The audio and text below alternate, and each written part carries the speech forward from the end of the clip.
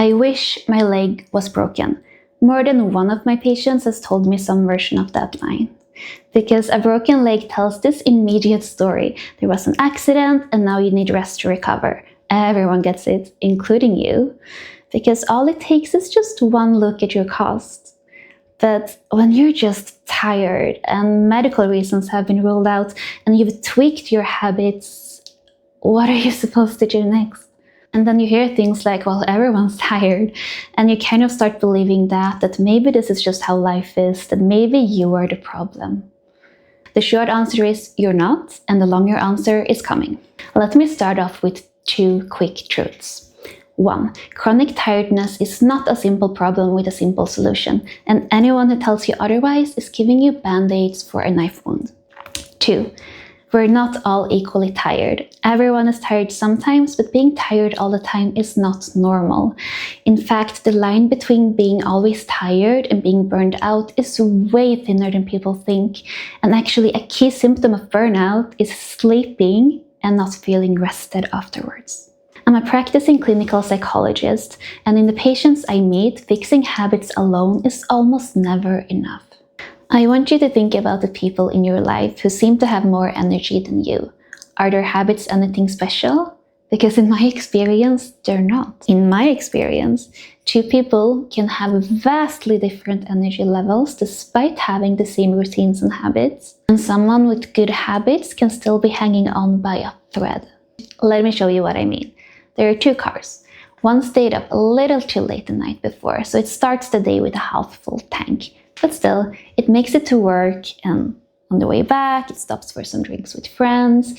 It drives this flat, sunny suburban loop, and by the time it comes home, it still has enough energy to take care of the dishes. The other car is filled to the brim with premium fuel, a clean diet, an optimized supplement stack. But you take that car and you just slam down on the pedal. You speed across the country. You pick up the people who depend on you. You circle back because you're questioning yourself. You take the more difficult roads because you're afraid that if you took a shortcut, people would think less of you. And by the time you make it back home, your engine is empty and it's making these strange sounds. So yes, energy input matters, but energy costs matter more. And the main culprit, like the real thief in the night, is a budget deficit.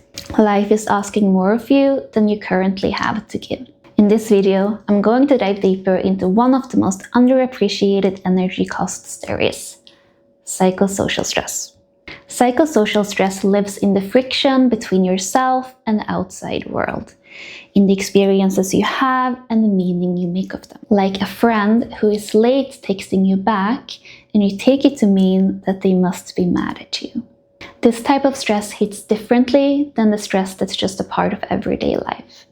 Like a week where everything piled up at once, or pairing a long day with a bad night of sleep. I want you to think about how you feel the day after you had an intense fight with someone you love, versus a day where you had a bad night's sleep.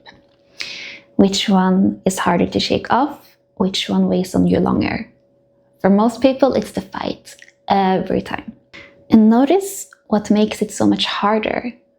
It's because it implicates you, your self-worth, your safety, your relationships, like your future possibly. Quite simply, it's stress that means something. Now, imagine that feeling not as a one-off, but as a set of overlapping hums that run in the background for years. That is chronic psychosocial stress. And it's not just that this type of stress feels different, your body treats it differently too. Normal stress has a shape. It starts, it peaks, and then it ends. Like a presentation you held at work. Your body ramps up and then it winds down. But chronic stress doesn't follow that curve. The bad job is still the bad job tomorrow, even if you manage to solve the crises of today. So your body never really gets that signal that it's okay to stand down. And over time, your nervous system can start to misfire. You might notice that you never really feel truly restored. You just feel like different degrees of off.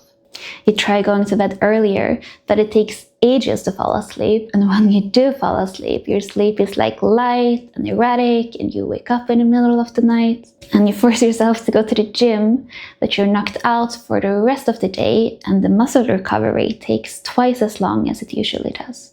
And you try to eat well, but you have almost no energy to cook, and your body is having these intense cravings for like sweets and cheese. And when you do eat, your stomach gets upset by almost anything. So sleep, diet, and exercise, of course, they still matter, but you're working against this headwind because stress lowers the return on everything you do. With psychosocial stress, it's rarely just one thing. It's like an overfull backpack filled with heavy weights and pointy edges. Let me give you some examples. At work, it's a job that drains you and a boss who gives you all this responsibility but no breathing room. At home, it's a child whose struggles you can't fix, a partner you're slowly drifting from, and an unexpected bill. In your head, it's that voice that says you're only as good as what you produce, and it's the imposter syndrome that you're carrying like 5-10 years down the road. So yes, anyone can get stressed, but we're not all starting from the same place, we don't all have the same support system, and we're not all carrying the same type of load. First, there's your starting point. You can think of your nervous system as having kind of a green zone, and when you're in that green zone, you feel like yourself, you can think clearly, you can handle challenges. But not everyone's windows are the same size. Some people have a really small window because of genetics or past experience or like other ongoing stressors. So a bump in the road can knock someone straight out of their window, while for someone else it's like barely felt. Second, there's your support system. What do you have to fall back on when things get rough? Do you have someone to lean on? Do you have financial breathing room? Because two people can get knocked off balance by the same event, but one of them is caught by their safety net and the other one just hits the ground. And third, there is the actual objective load that you're carrying. If you are a caregiver, if you're working multiple jobs, your baseline stress is already higher than someone who is in a stable season of their life. From the outside, you might be functioning the same, but you're putting in all this invisible effort just to stay upright. And that difference adds up.